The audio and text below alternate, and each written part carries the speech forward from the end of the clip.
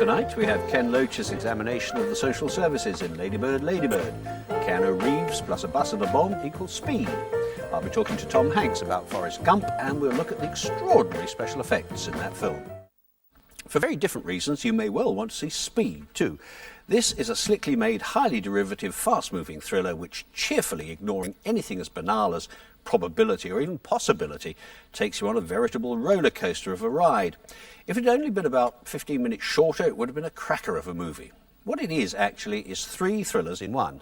The first part introduces the main dramatis personae, our hero, Keanu Reeves, a member of the LAPD SWAT squad, and his partner, Jeff Daniels, plus our villain, the mad bomber, Dennis Hopper, who, having a grudge against the city, has placed a bomb in an office building's lift.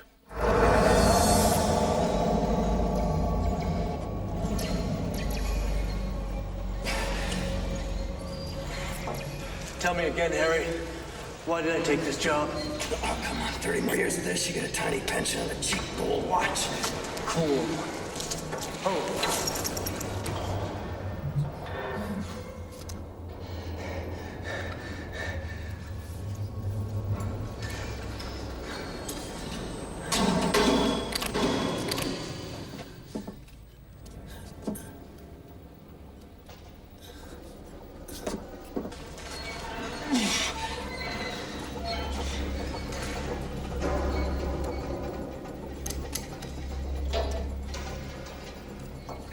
God, it's hot in here.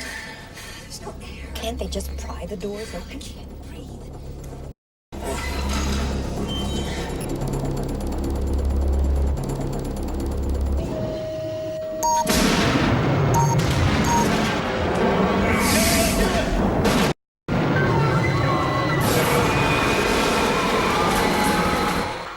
Good palm-sweating stuff, this, which is actually bettered in Act 2, when the previously thwarted Hopper has another go and puts a bomb on a bus.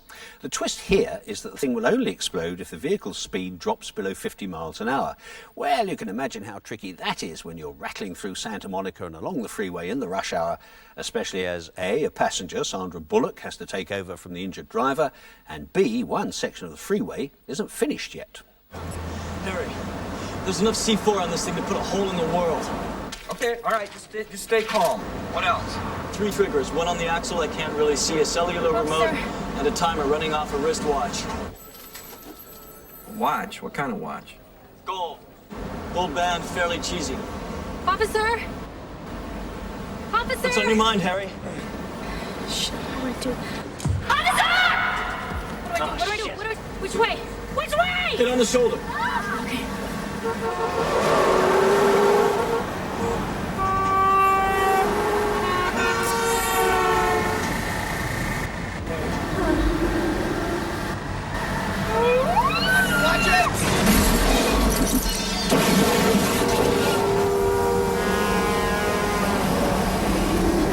Stay on or get off. Stay on or get off. Hold on!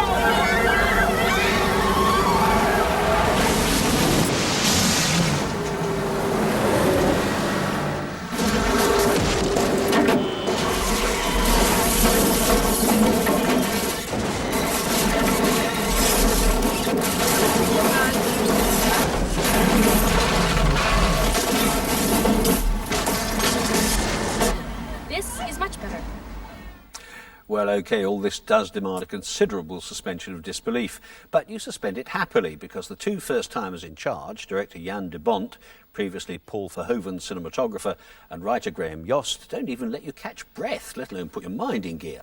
But, and here's the proviso, what the format cried out for at the end of the spine-tingling action was some kind of brief, satisfying mano-a-mano confrontation between Reeves and Hopper. Instead, disappointingly, we get a reprise of Act 2, only this time the bomb is on an underground train. And by then you're muttering, enough already, we've been there, seen that. This is overkill that serves only to dilute the earlier excitement. Such a shame, because although we've seen most of this stuff in a million films before, the treatment of the earlier events is fresh and original. Bullock makes a nice, gutsy heroine, Hopper does the mad bomber bit as only he can, and though the jury must still be out on whether Keanu Reeves can act worth a damn, he does make an appealing action man hero.